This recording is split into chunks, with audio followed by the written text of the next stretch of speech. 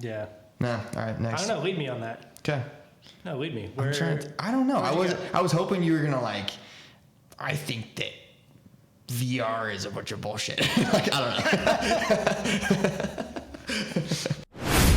Welcome to the Coles Ventures podcast. We'll just start probably from the top. If you just want to introduce yourself and what you're doing. I mean, you're doing some pretty incredible things in town. I don't know if many people have heard about you. That's the thing. It's like, obviously I know you, but I haven't done a community test, but it's something that people should know about. And so one of the reasons why you're on the podcast, but yeah, we should just start from there. Well, thanks Blake for having me on. It's great to be here. As you mentioned, we're a newer studio. We've been around for a little over 3 years now. And are you guys that young? Yeah. That's crazy. Considering, I mean, the caliber, and we don't have to touch on this if you can't talk about it, confidentiality and whatever, but like your guys' client base is like insane for being such a young firm. That's nuts. I did not know that. Thank you. Yeah, no, we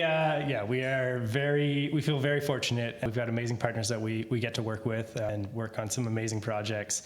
I'll touch a little bit on some stuff without giving away some brands, but we've gotten to work with some of the biggest brands in the world, and some of the biggest activations that you can get, and it's feels like a dream, honestly, the type of projects that we get to do. Starting off, we had no idea what we were getting ourselves into. So I've got two other founders, Steve and Brandon. Steve's our technical director, so everything computers, tech. He knows how anything and everything works. And then Brandon is our creative director. He's just a mastermind when it comes to creative and 3D modeling and printing and all that fun stuff. So at Wunder Beast, we're focused on building experiential activations. And you may ask yourself, what's an experiential activation? So we like to break it down. It's a fan experience. So if you've ever gone to a World Cup is coming up, or if you've ever been to men's Final Four basketball tournament or NBA All-Star Weekend, all of these brands, they go all out and they create fan experiences for people to do while they're in town. So All-Star Weekend, you're there for a whole weekend. It's a great opportunity for brands to showcase some cool stuff, provide fan experiences, get people involved in doing cool things. And so what we do is we come alongside ad agencies who partner with those brands, and we help build these experiential activations. And what that looks like is it could be a 50-foot LED basketball court with an LED wall, LED floor, and you're doing a 3-point contest on it. And in real time, everything's lighting up. There's sensors that go off when you make a shot, cool animations, leaderboards, prizes, et cetera, et cetera. So that's a lot of what we're doing right now. And so we're going to all these different fan activations and experiences all over the country right now, setting up activations for different brands. Yeah, that's insane. And obviously, like, I know a little bit more about what you guys do because you set up some of your crazy activations. Yeah, you've gotten a sneak peek into some of the behind the scenes workings. Is awesome. I mean, I feel like from your perspective, you're like, we're probably bugging the crap out of these guys. But no, we loved it. Like, we thought it was so cool. And you guys were like, can we just do this? What about this? And we're like, sure, go for it. I mean, we had the basketball hoop in there for a little bit. We had the soccer goal in there. Yeah, the soccer net in there. Kicking balls. That's awesome. We awesome. Built those custom targets, which was really cool. That's fantastic. I mean, from a brand's perspective, I mean, one of the first questions I think I have, and maybe people that are watching this have, is like, from the brand's point of view, like, what return are they hoping to get out of one of these things? Because I've seen what you guys do. It's like not cheap, I'm sure, for the brand to like pay you guys to do it, to think up the idea of what they want to do, like all the setup and the travel and like the whole display. I mean, how do they, I don't know, like materialize, like figure out what they're going to do, and like why would they do that, just for kind of like a cool thing for people to do? Yeah, for sure. Yeah, I think a lot of it comes down to it's just brand affinity, brand awareness. You look at these big brands and they slap their logos on everything, right. All sports marketing related material. But what we're seeing is a trend towards creating experiences that people can actually do and resonate with and build brand loyalty in a different way, as opposed to just hitting them with ads or whatnot. So I think a lot of it comes into that brand affinity and just creating cool experiences that people love to do and love to share. It creates external reach. And I mean, it's just, I think that's the biggest thing. We're not too involved in like the metric side of things. We capture like all the registration data and et cetera, et cetera. So there's there's smart marketing teams that take all the data and analyze everything that we collect, and they do with it what they do, and come up with strategies for implementing future campaigns and whatnot that way. I like it. I do like how kind of the new like up and coming brands are like more leaning towards that side of things of like, let's put stuff out there, but like let's make it fun. Yeah. Like what is it, Mr. Squatch with the soaps and you haven't seen that. Mr. Squatch, that one with the hilarious ads. Like they're so funny, or like Dude Wipes ads. I mean, just like all these crazy brands that are just like, no, if we're gonna do this, like I'm not gonna just be like stale. How do you stand out? Exactly, especially in such a flooded, busy market these days. Yeah, you have to do something different. And so like what we're seeing is these fan activations. You go to these places, everyone's doing something just absolutely crazy, and that's what we love about it. We get our clients come to us and they're like, hey, can we do this? And we're like, yeah, let's figure out how we can do that. That would be amazing. Let's do it. It's honestly a dream job that way that we get. I love to tinker with things and learn new things, and so do my partners, and that's what we love to do. And so we feel spoiled that we get to do that.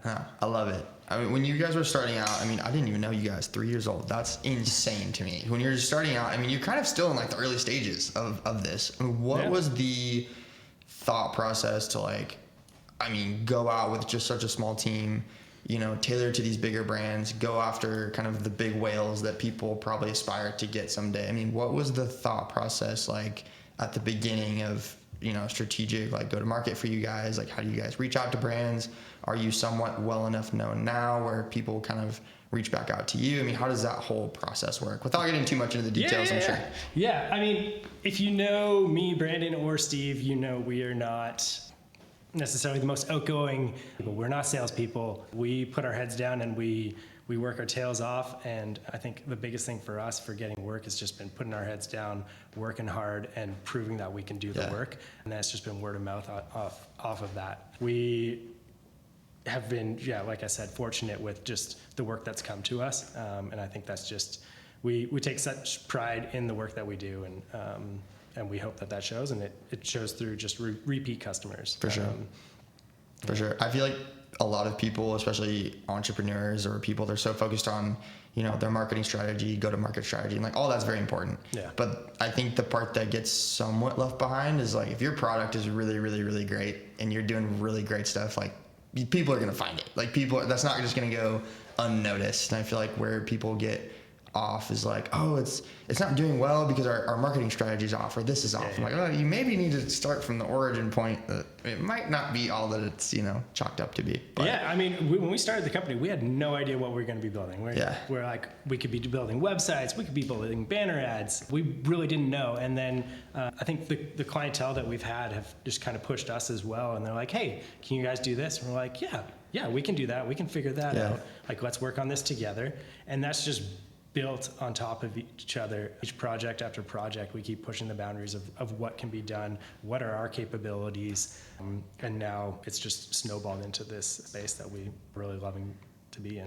It's a secret sauce too, right? Of just being like a yes man when companies come to you. It's like so many businesses are like, we do this and this is our lane and we're gonna stay in the lane. And if like you want to do this, like we can maybe connect you with other people, but like we don't do that. And if you guys are like, I don't know, like maybe, like we could, you know, let's, I don't know. We'll always hop on a call and chat.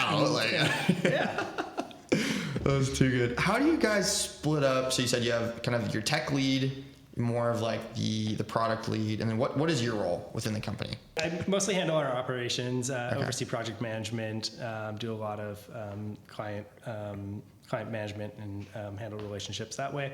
I'm also on site on a lot of activations, so setting these things up. We are a small team, so we have. Is it just the three of you?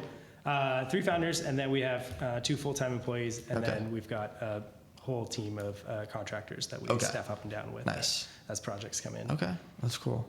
Cool. So you'll see me doing anything and everything. I think over time that's my role is evolving, which I'm excited for. But I still love to. Earlier today, I was vinyl wrapping some kiosks, like just small little things, or soldering up little components. I still love to tinker and do all those things as well. So I think I'll always continue to do those things just because that's what I love to do. But we'll see over the next couple of years where that trends. For sure. With kind of such a small founding team and growing at the scale that you guys are growing, how do you kind of silo off projects to work on, projects to say no to? Like, how is the organization structured so that you guys are focused on the big picture? Where's the company going? You know, best uses of your guys' time, and not getting distracted with all the offers or like all the things you could do, I guess. Yeah. Oh yeah. The list of things that we want to do. Never ending.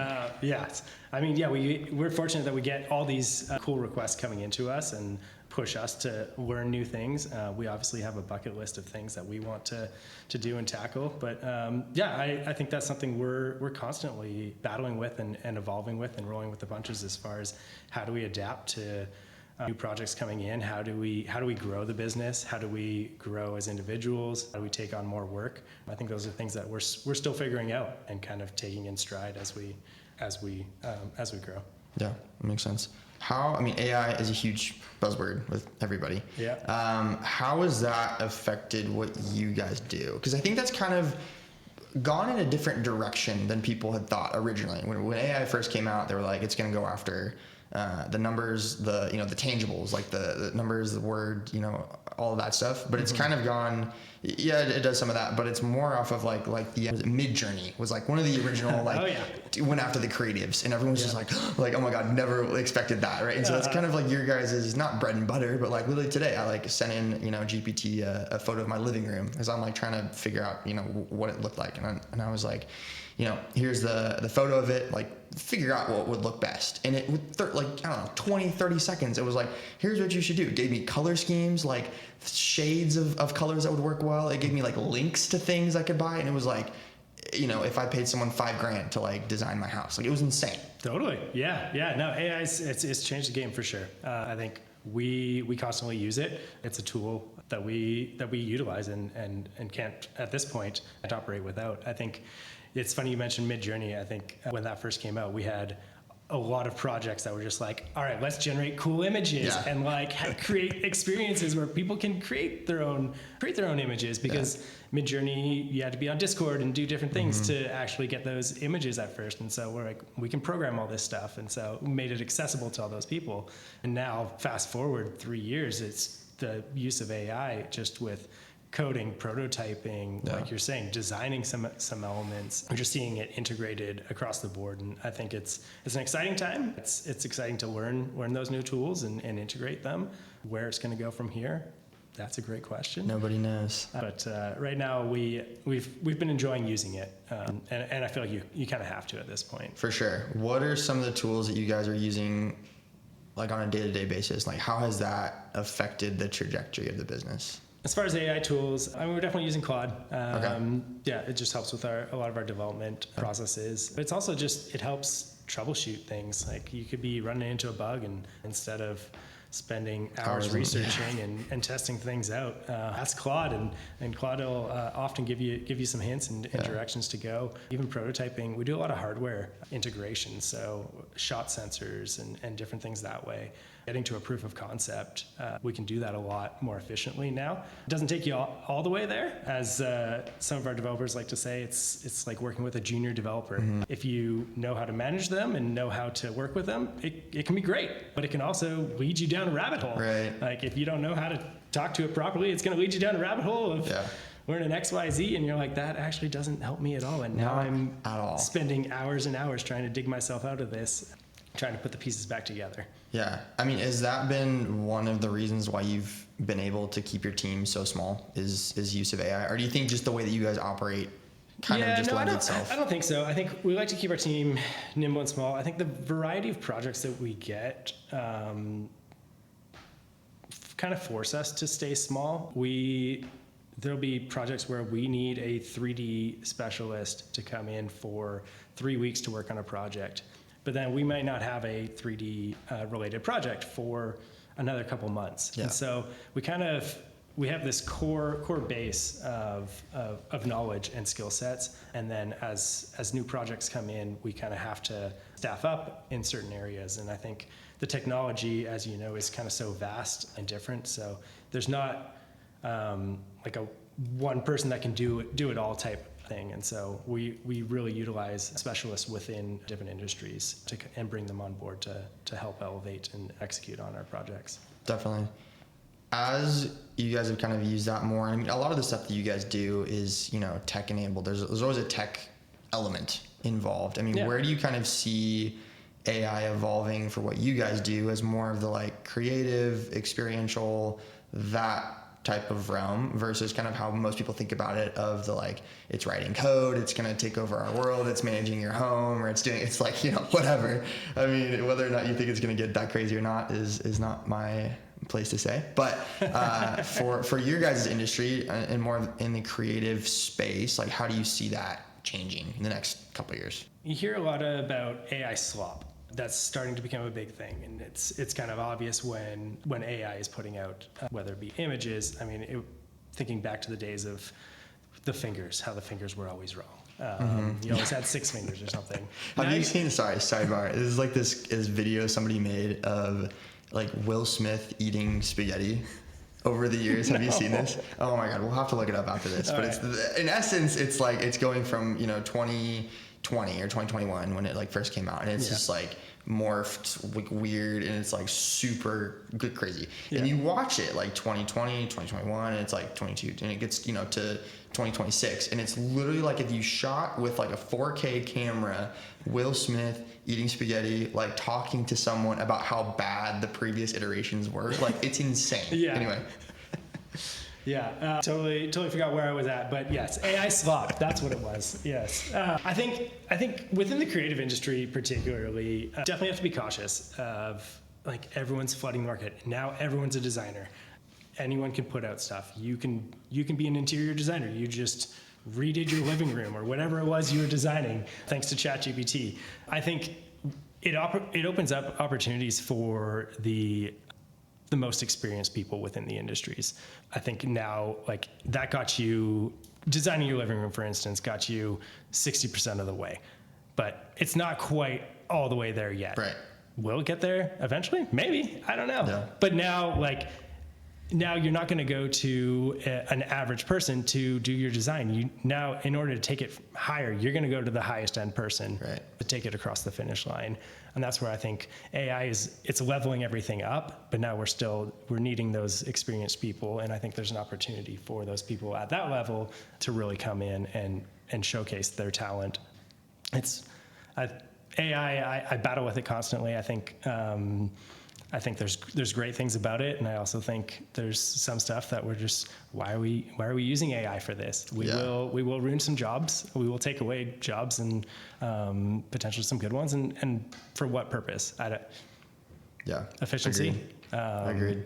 But I know I feel like I got in at like just the right time. Yeah. Like it was like if I was in college right now or looking for a job, terrified. You see it all the time of like how hard it is for entry-level positions to get filled, or people, all these applications going for these like, kind of base level jobs, and people are like, well, do we even need that job anymore? Because now we can just do this. Yeah. I mean, like we do the same thing. Like we have an AI model that, basically does the job of an analyst if we had one, and it creates a whole profile or whole breakout in like 15 minutes. We're like, okay, we can't really rationalize hiring someone else for like a whole salary for a whole other person when we basically have like this, there's like a handful of tools that we use. It's like, our team's probably triple the size in essence, basically run by like 3 people. So crazy. Yeah, it is awesome. And I think it's exciting for what you can do with a small team. I mean, you can scale up quickly, and you can get things done a lot more efficiently than what you used to be able to do.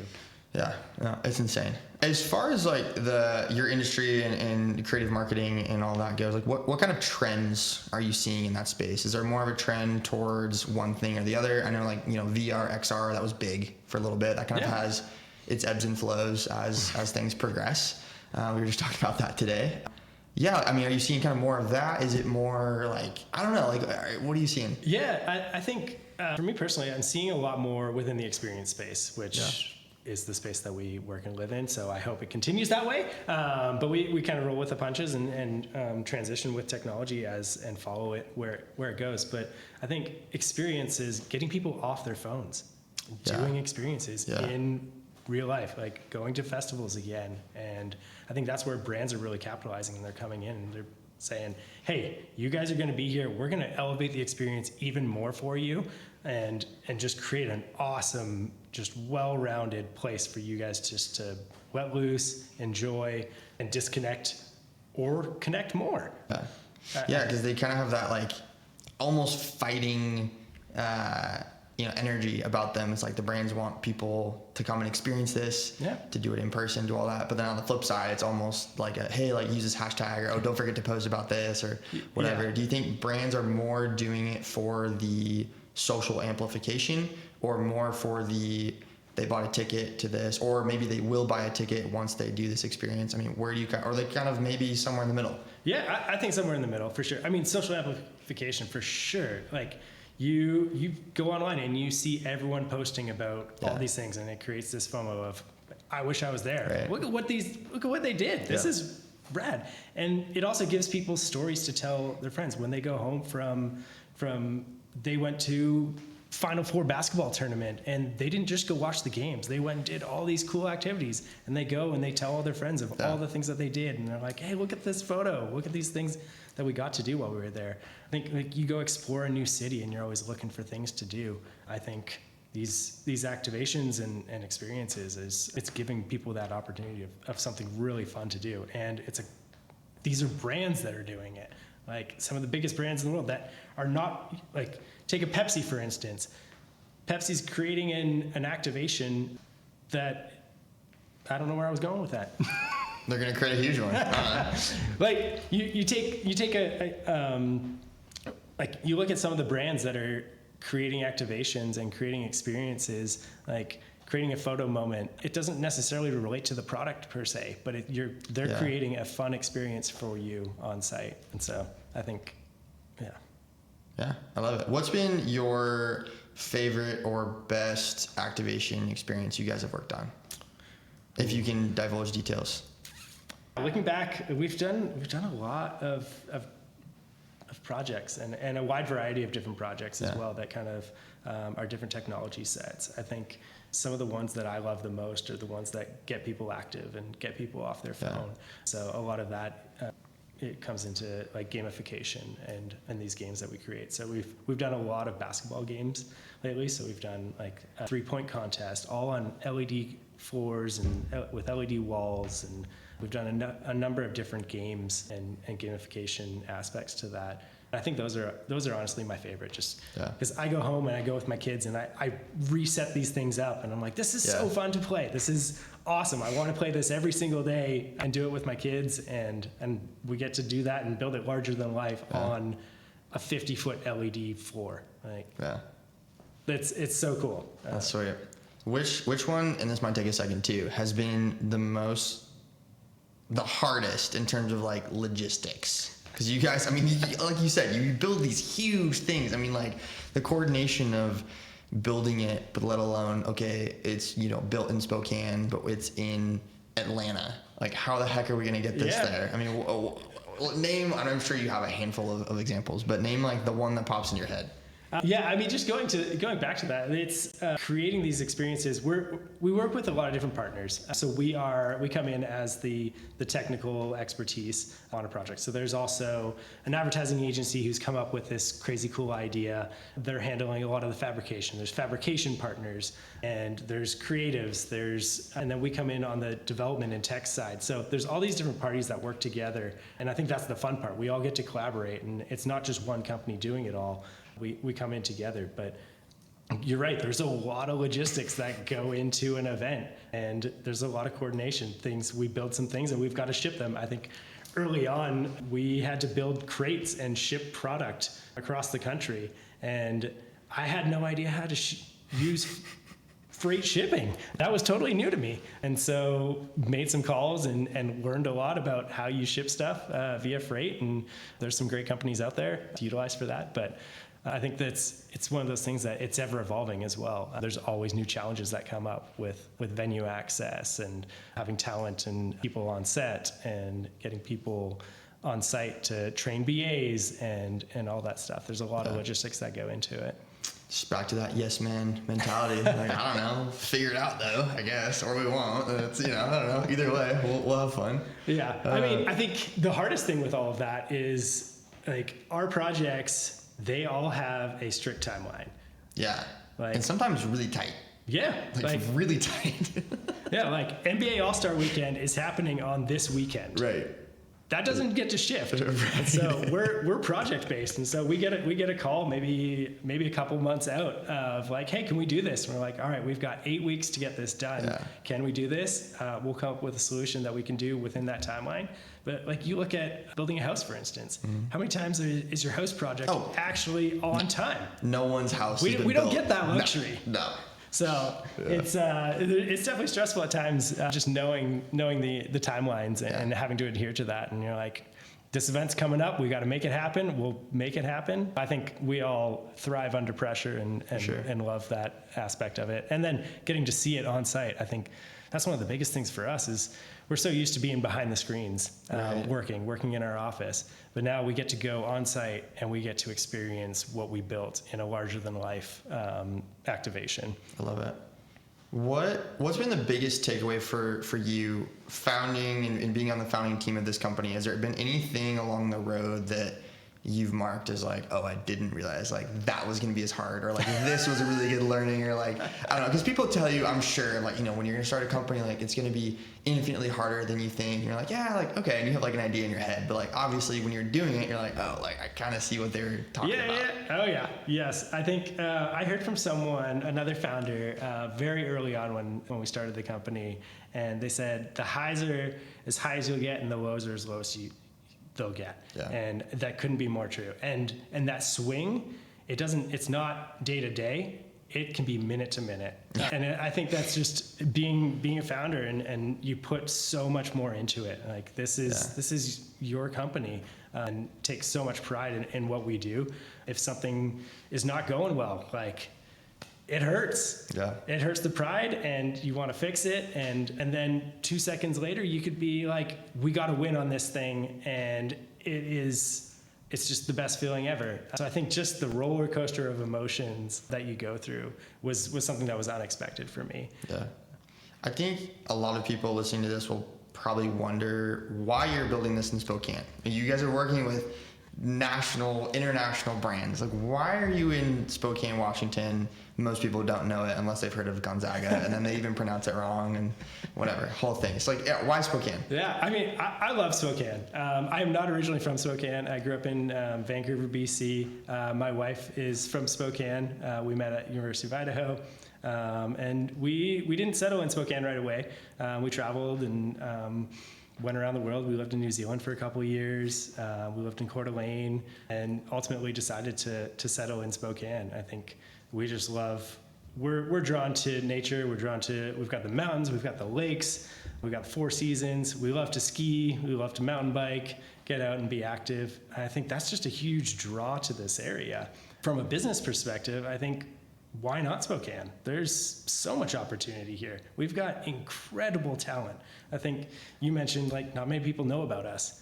Do you know how many other amazing companies are out in Spokane that you don't know about? Yeah. I mean, you're Blake, and that's your job to know about all these companies, but most people don't know about all these companies.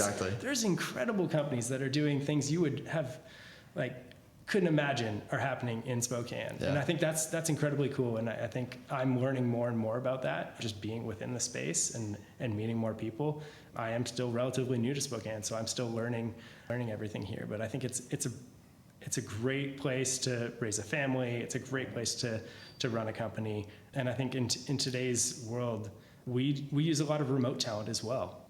And I think that's great, and we love to get them into Spokane as well, but it's definitely shifted with having remote workers as well, but we love being in Spokane. Definitely. As a founder and you're running the company or whatever, I mean, what are some advantages but also maybe disadvantages of not being in somewhere like Seattle or Austin or New York or whatever, where there's just more density, I guess? Yeah, I think the talent pool, it obviously is bigger in those bigger markets. So it's nice to be able to get quick access to talent. I wish a lot of that talent was in Spokane. I mean, there's granted, we have a ton of talent in Spokane. It's a very underrated city in that regard. Like, Spokane is a talented market, but you look at places like Portland and LA, there's just, they have the dense population. So of course there's more people there.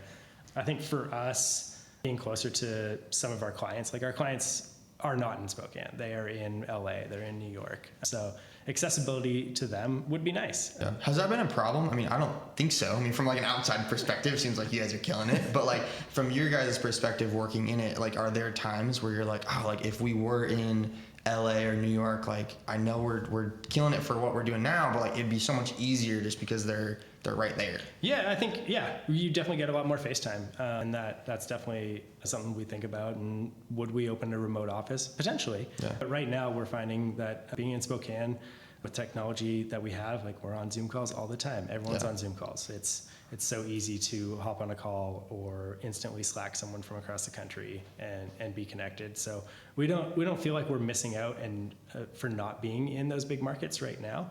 We have no problem being in Spokane and creating what we're creating in Spokane. Yeah. If you were, say I'm the mayor of Spokane, which maybe someday, we don't know.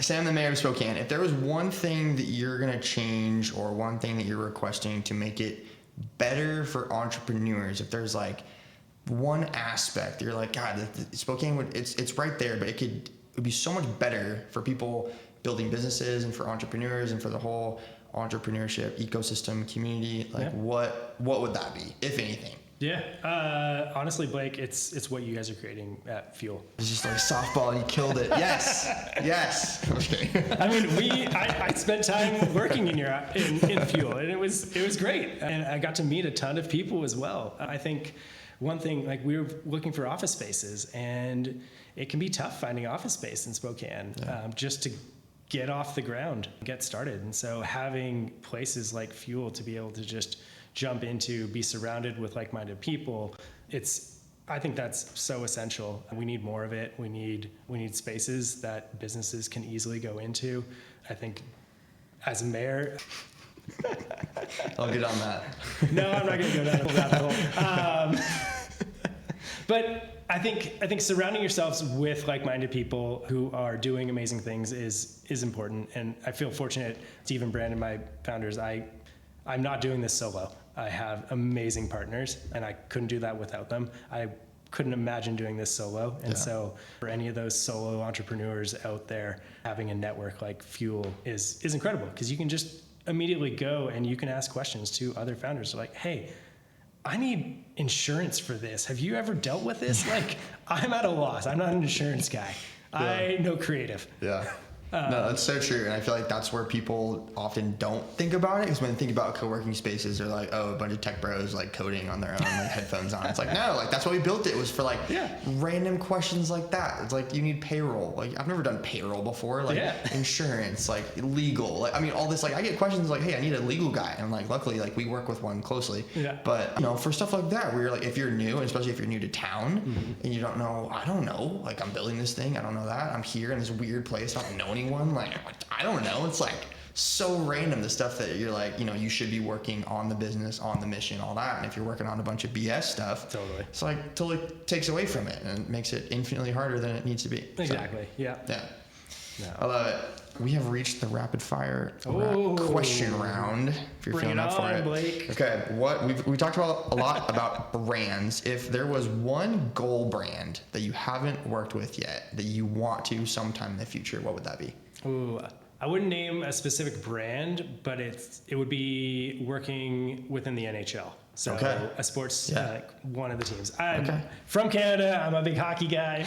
We've done soccer. We've done football. You're like, we've done basketball. We have not done hockey yet. I would love to do hockey. I've got some ideas brewing, so hopefully one day that'll happen. You can reach out. That's James Clark at Wunder Beast if the Bruins are listening. No, not the Bruins. They said the Bruins, no? No, I've got some ideas brewing. Oh. Yeah. I thought you said Bruins. Sorry. No, I'm a Canucks fan. Never mind. Just we'll cut that. Let's see. An underrated skill for success that you maybe possess or want to possess. Oh, underrated skill. I don't know how to answer that, Blake. Underrated skill for success. I think an underrated skill for success, just having the drive and determination to figure things out. The yes man mentality. Yes. I think you have to. That's the theme of the show. Just say yes, figure it out later. I mean, you can't say yes to everything, but you got to be open. And Well, at least, sure. Yes. I think that's what I love about our industry is you get questions. Can we do this? And the answer is, let us look into this. Because this is fun. We love to solve problems. We are problem solvers. My team is, you give them a problem and they love to try and come up with solutions for it. I love it. And that's what we face every single day. And so being open to solutions is probably the biggest trait. I love it. One belief about experiences that most people disagree with. Belief about experiences. If you have one. I don't know about this one. Okay, that's okay. We'll circle back. Belief about experiences. We can cut this too. Sometimes I throw some out there that just don't hit, so that's okay. Yeah. No, all right, next. I don't know. Lead me on that. Okay. No, lead me. I don't know. I was hoping you were gonna I think that VR is a bunch of bullshit. I don't know. I mean, I've got opinions on VR. Not specifically that, but I don't know. Maybe about, I don't know. We can skip it. We'll skip it. Oh, that's funny. Okay. Derailed. Okay. If you were going to give one piece of advice to your younger self or, your 4 years ago self, what would that be, knowing what you know now? Blake, I got to stay on trend and go with just saying yes. Say yes to opportunities. Say yes to meeting with people. I'm primarily a very introverted guy, so I don't know how you got me on this podcast in the first place, Blake. I just asked. I'm working on it. So I think, looking back at my younger self, I wish I reached out more to other people within the industry, connected with other people within the industry. Don't be afraid to go out and be vulnerable and go to networking events. Agreed. I think there's so much opportunity with that. You start going to those and you realize, everyone else is nervous too. Everyone else is in this exact same boat. So go make friends and go actually share in conversation. I think that's so important. And just say yes to an opportunity too. If you get an opportunity, especially at a younger age, to go work in a different state, go for it. Why not? You don't have to be bound to a specific location. Go experience things, because you never know what will come out of that. And I think that was one of the biggest things that I found growing up is say yes to those opportunities, and those opportunities lead to more and more things, and they open up different doors. So never be afraid to say yes. Love it. Last one here. What are you most excited to build next?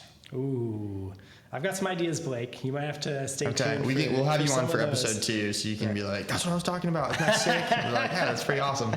Yeah, no, I've got lots of ideas, Blake. Lots of cool technology ideas. I think there's some new trends coming out that I'm excited for, and I'm not going to give too much away yet. Okay, we'll leave it at that. Little cliffhanger to end the episode. I love it. If there are any big brands or small brands or medium brands looking for some creative prowess, how do they reach out to you? How do people get in contact with you? Where can people find you? Yeah, you can reach me directly, james@wonderbeast.com. You can check out our website, wonderbeast.com, wonderbeast with a U. Perfect. Yeah, we'll put those in the show notes as well. Yeah, we don't post too much on there. Like you said, we are kind of quiet. We work in the shadows a little bit, and so you won't see a ton of what we do. But we are building some really cool stuff, and we're excited to continue to show that and share that with people. Perfect. Well, James, thank you so much for being on. I've loved hearing all about Wunder Beast and about your story and all that. So yeah, thank you. Blake, thank you very much for having me on. This has been awesome. Thanks.